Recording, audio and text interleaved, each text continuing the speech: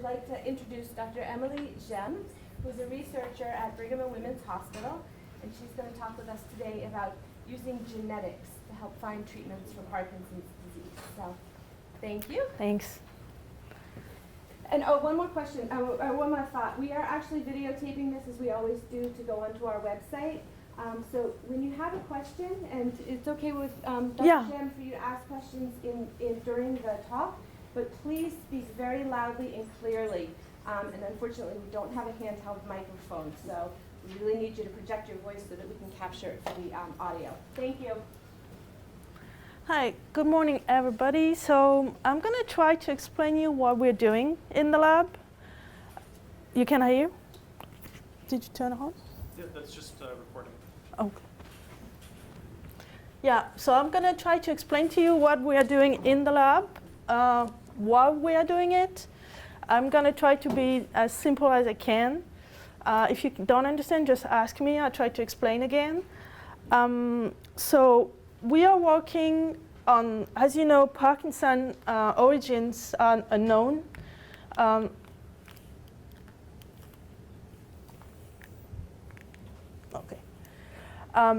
Most of the case, their origin are known, but some of the case are due to genetic mutation in some of the genes. You have, these are the genes, a-synuclein, UCHL1, LARC2, and some other genes with name of recessive form. It's Parkin, Digi1, and Pink1. What I'm doing is I work on those genes to understand how the disease works and how it's. Do you have another pointer? Okay. How the disease work and which pathway are involved in the disease, how the cells are dying, why the cells are dying, how it started. And to do that, what we do, we use mouse. We created knockout mouse, which are mouse models. So it's, I'm not going to enter in details. What we do is we remove the gene in the mouse to see what's gonna be after that, what's gonna happen to the mouse, what the gene is doing in the mouse if you delete it. So what I'm looking at is the function of these three genes, Parkin, Pink1, and Digi1, in the mitochondria. So what's a mitochondria? Mitochondria, it's an organelle in the cells. You can see that in the red. And mitochondria are known as the powerhouse of the cells. It's what's produced the energy of the cells. It's using what you eat, glucose, to do ATP. The ATP is just the energy that the cells can use to do its work. Like muscle to work, heart to beat, they use ATP. They use glucose and oxygen. This is just background, I'm going to skip that. Why are we looking at mitochondria? Because a lot of our study, but other people's study, show that the Parkin, the Pink1, and Digi1 are around the mitochondria. Pink1 is in the mitochondria. The other one are around it. So we look at the function of this protein gene in the mitochondria. And as I just told you, the mitochondria is using glucose to produce energy. And to do that, you have in the mitochondria, you have complex, just 1, 2, 3, 4, 5, and you have like a pathway going up all of this complex to produce ATP at the end, when you had glucose and oxygen. And what we measure, it's what's the effect of deleting one of the genes in the mitochondria function. Is the mitochondria still able to do what it's supposed to do or not? So you can see here on the first one, the pink one, that we are measuring the O2 consumption. It means that if the mitochondria is working, it's using oxygen. If you have a decrease of oxygen, it means the mitochondria is working. It's using the oxygen you provide. But you see here, this is white type cells, the normal cells. But when we remove pink one, the mitochondria is not able to work as well as with all the gene present. And we also did the same experiment removing DJ1 or Parkin. And you see here also it's just the same experiment using another machine. You also have a decrease when you remove Parkin. So we can say that these two genes are involved in the function of mitochondria, because when you remove it, the mitochondria is not able to function normally. What we can also do is we can block each complex function using molecules. And we can sure. I just noticed it says rotenone, and I know that's an insecticide. Yeah, exactly. What does that mean? I mean that exactly when one of the environment factor could be also this. So the rotenone, when you apply rotenone to cell, it's going to block the complex 1 activity. So the mitochondria function is reduced, because when you block this complex, you don't have this chain going on, and you don't have ATP at the end. It's why when you when you use this rotenone, you're going to kill the mitochondria at one point, because they cannot function anymore. So when we do that, we use very low concentration of rotenone. And you can see here that because we block each complex separately, we can measure their activity separately. We can measure complex 1, complex 2, complex 4 activity. And we can separate them and see which one is not working in our cell. Because you can say that our protein is involved in here, or in here, or in here, but you don't know where. So to do that, you separate them. And here you can see that when you remove pink one, you have a decrease of function of the complex 1, like if you use rotenone, and also complex 2 and complex 4. DJ1, you can see that it's not involved in the mitochondrial respiration. Parkin, it looks like also complex 1 and complex 3 are decreased. So when you find something like that, you try to understand why. How this happened, why these proteins are involved in this function. And we looked at a cascade, because we know how the mitochondria function. So we looked at different parameters to see which one is decreased, which one is not modified. The first thing you look at is maybe this is just due because these complexes are not as abundant when you remove the gene. Just the concentration of the complex is different. But when we look at it, it's the same expression. This is not change. This is a mitochondria. I'm not going to enter in much details, but you have channels. And to be sure that the mitochondria is healthy, one of the parameters we check is the membrane potential. It's just one of the parameters to tell you if the mitochondria is healthy or not. And it's a very simple experiment. These are cells that we put in a plate, and we incubate the cells with a marker. And the marker is red. You can see here, these are mitochondria. And what we look at is the intensity of the signal. When the mitochondria is healthy, the red is bright. You can see it. If the mitochondria is not healthy, you have a reduction of the signal. And you can see that if I remove pink 1 gene or DJ1 gene or Parkin, we have a reduction of these parameters. So in all of those cells, the mitochondria are not healthy. They are not able to work perfectly. And this could be due to the membrane here, the composition of this membrane. If it's different, it could imply that this is going to be reduced. But this composition is normal. So we looked further and see what can influence this membrane potential. And there is channel in the membrane, and this one, we looked at that one particularly. So this is a channel with constantly open and close. It's flicking. So you allow that molecules go up and out and in of the mitochondria. And we can measure its activity. It's a very simple assay.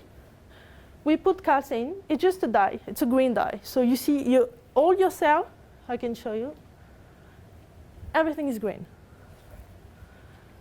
And what we do after that, we add cobalt. The cobalt is going to remove the fluorescence everywhere except inside mitochondria. So we can visualize the mitochondria.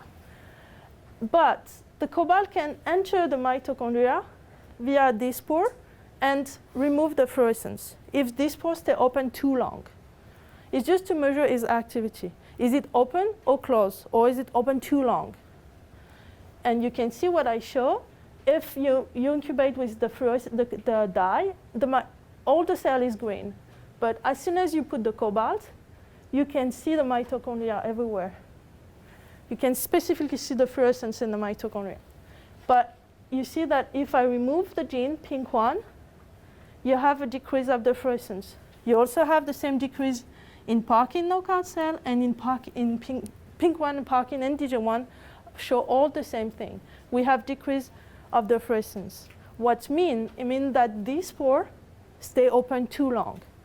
So you allow what's inside the mitochondria going outside, which is not good, because when the mitochondria inside molecules go out of the cell, it can induce the death of the cells. And what can induce this pore to function, to disturb this function, could be the ROS. ROS is oxygen species. It's oxidative stress.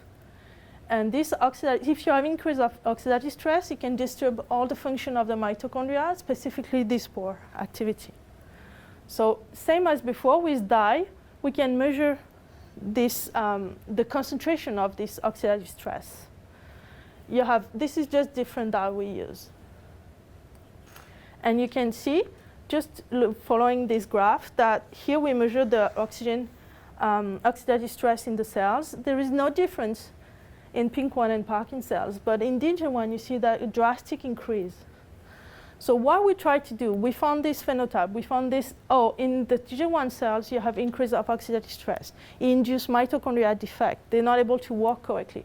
Can we reverse this? Can we avoid to have those defects? And it's what we do. I use antioxidant molecule. The name is NAC, but you have many others. And if you treat the cell with that, if you just put this molecule on the cells, you can see that you rescue the fluorescence. The fluorescence is back to normal in the cells. And same with the activity of the pore. If I pre-treat my cells with an antioxidant, you rescue the phenotype. So what we show is that in the DJ1, when you remove DJ1, it's not good. You have increase of oxidative stress. But if you put an antioxidant molecule on the cells, you can protect them. Yeah? I'm sorry, maybe I missed this point, but Sure. what kind of cell are you using? I'm using, so they are MEF cells. It's fibroblasts from mouse. Yeah. It's a primary cell? Yeah, it's primary cells. Could you go a little more slowly? Oh, sure. There's so much information. Sure. And I'm trying to follow the slides, and I'm not that fast. Sure, I'm sorry. Thank you. It's so interesting. I'm And so- one more question is Sure. knockout animals, do they display the disease? No, so it's what we lack in for Parkinson disease is a mouse model. So those mouse are healthy. They don't show dopaminergic defect, like neurons death. They show some dopaminergic defect, but no cell death, no aggregation. So another point is the lab is to find a mouse model, to create a mouse model, to be able to reverse the disease. But what we try to achieve also with this is to find the function of those proteins. Why, when you mutate this specific protein in the cells, in human, you're going to have a disease. Why? Why only one protein can do that? And what we found in this one, specifically in DJ1, it's because the function of DJ1 is to protect the cells against oxidative stress. And mitochondria are very sensitive to oxidative stress. So if you increase the stress too much, you're going to kill the mitochondria. You're going to kill the cells because cells don't have energy anymore to work. And those cells are neurons. So you're going to kill the neurons at one point. So I'm going to pass on this. What I show you also is that here, for Parkin and pink 1, it's a different story because there is no oxidative stress increase.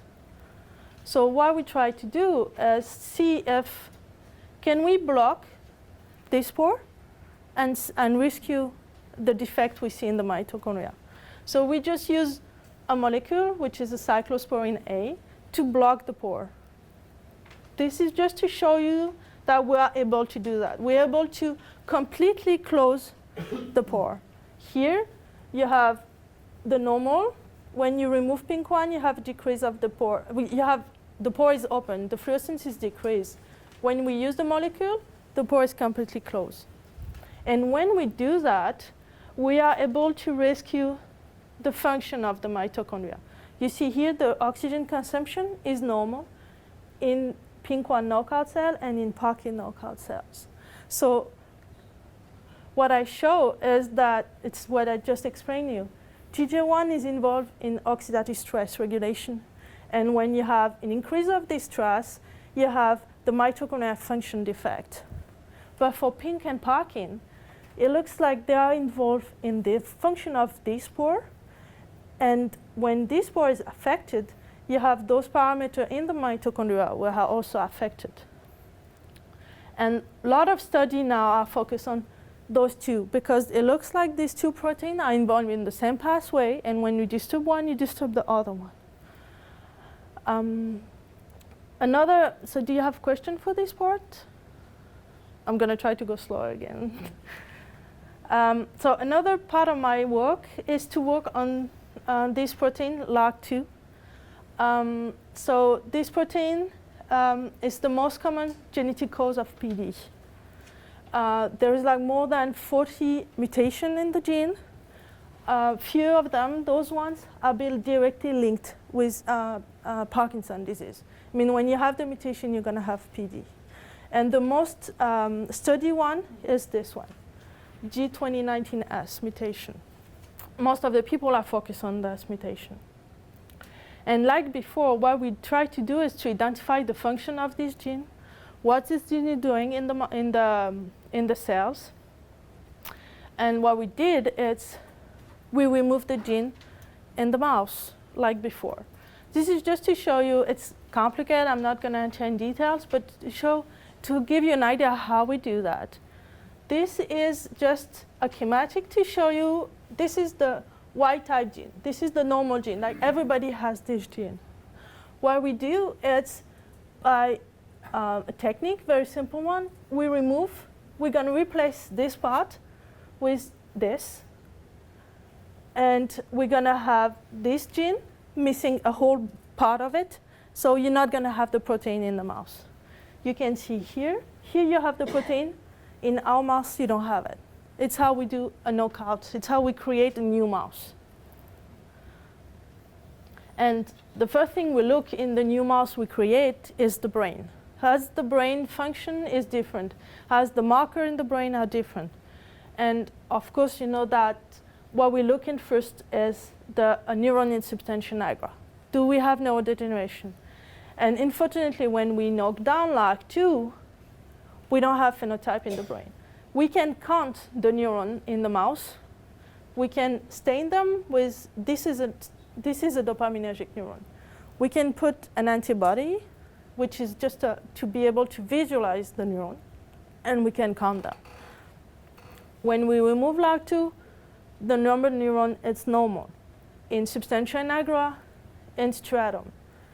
The dopamine level is normal. There is no aggregation. This is two markers of aggregation, synuclein and ubiquitin. There is no aggregation in the brain. And there is no inflammation or whatsoever in the brain.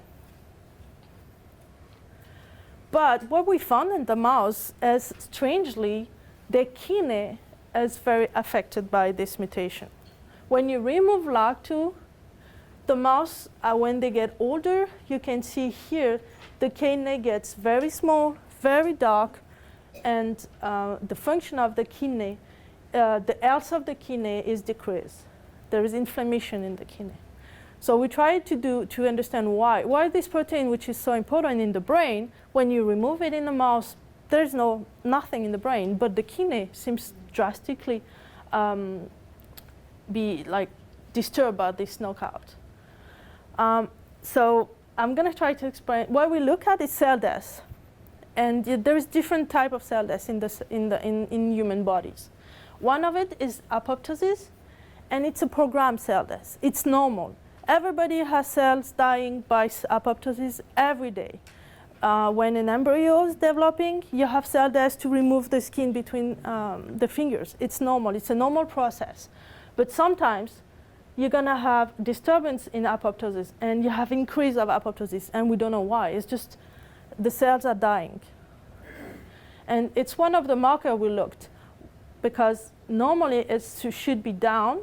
And in those mouse, in the kidney, you can see that we have a lot of cells are dying by this process. It could explain why the kidney are so small, because the cells in the kidney are dying. Another marker is another pathway, which is a very common pathway in the cells, is the autophagy. It's just the function in the cells to clean the cells, to recycle component of the cells. The cell, it's living, so you have to remove the whole mitochondria, for example, and to replace by an healthy one all the time. And this process should work it's very regulated, so it works all the time. But sometimes when the cells are too old, or when you introduce molecules, the autophagy is going to be disturbed, and you're going to have aggregation. Those is going to stay in the cells. Normally it's removed, but it can aggregate, and it's going to disturb the cell, and it's going to induce cell death. And when we look at that in the kidney, these are just two markers we use. You can see that we have a lot of aggregation in our kidneys. So the autophagy is not working as it should be. And all of this, what's inducing, you can see that we have also drastic aggregation of alpha-synuclein and ubiquitin, two markers of aggregation, which is not good for cells. The cells cannot handle too much aggregation in there. Where do you look for the alpha-synuclein protein? Where? Yeah. In the kidney? This is kidney. These are. You're testing. Where inside the cell does it accumulate?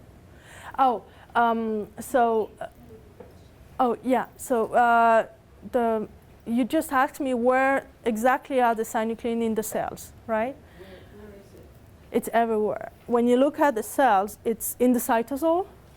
So it's not in the nucleus, it's in the cytosol, but it's aggregate everywhere when you zoom in the cells. It's not specific, it's just, in those you cannot see, but I don't know if you can see, but specifically there is aggregation everywhere.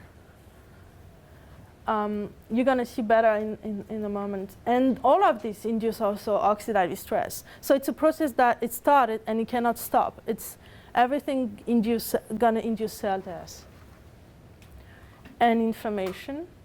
So what we have here, we have a nice model. You remove LAG2 in the mouse, and we have all the PD phenotype. You have apoptotic cell death, you have inflammation, you have oxidative stress, and it goes with aging. It only appears when the mouse get old. But the problem we have, it's in the kidney, not in the brain, and we are studying the brain. So what we did is proteins of a classification. They have family of proteins. And this LAG2, there is another member in this family named LAG1. This is just the structure of the protein, and you can see that it's pretty close. The structure of the protein, those two, are very close. So we hypothesize that maybe in the brain, LAG1 is able to compensate when we remove LAG2. Can LAG1 do some of the function of LAG2, and this make us not seeing any phenotype in the brain? Because when you look at the expression of these two, this is the expression of LAG2 in the brain. This is LAG1. But this is the expression of LAG2 in the kidney. So when you remove LAG2, you lose a lot of protein. When you remove it in the brain, you lose protein, but not as much. So maybe this small amount of LAG1 is able to compensate, not here. So what we did is we create another mouse where we remove both of them, LAG1 and LAG2. And when we did that, we found a very interesting phenotype. you see that those mouse are very small. 15 months, they have half of the weight of a normal mouse, and they die. After 15 months, they die, which is the biggest phenotype we can find. We looked at the mouse, so I looked at 2 months, 8 months, and 15 months. The brain size is pretty much the same, even if you start to have a reduction. But the problem is those mouse die after that. So I cannot look further. I cannot look at 20 old months mouse because they are dead. And the most distinct phenotype I found on those mouse, so this is just, they also have the kidney phenotype. And they also have cataracts, which is very interesting that all of them present cataract. All the mouse without both LAG1 and LAG2 has cataract. And the most interesting phenotype is those mouse have a decrease of Th positive neuron. They have dopaminergic neuron death. It's a small reduction, it's 50%, but it is what it is, because at 15 months, we hope that if we could find a way to look further, 20 months, we'll have more of cell death, more of neuron, specific neuron death. And we looked at younger age, and there are nothing. So it's really a phenotype will come with aging. When the mouse are old, they lose neurons. They start losing neurons. We looked also, as you know, that this is substantia nigra, but there's also other dopaminergic neurons in the brain. Some of them are in the locus coeruleus, and we looked at them also, and we also have a reduction. I also looked at other areas recently, and only dopaminergic neurons are decreasing those cells. When you looked at cortex, so this is a mouse brain, and when you look at this specific area, cortex, those neurons are not affected. The number is normal, the volume is normal. Only the neuron in the substantia nigra are decreased.